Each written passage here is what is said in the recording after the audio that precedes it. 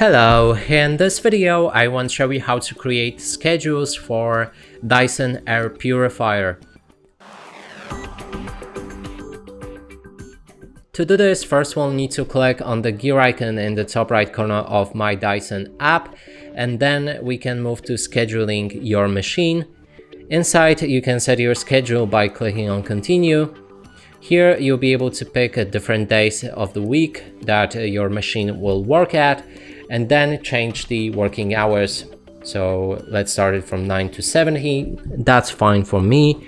And here we'll be able to also adjust the settings, and you can change to auto mode or manual mode.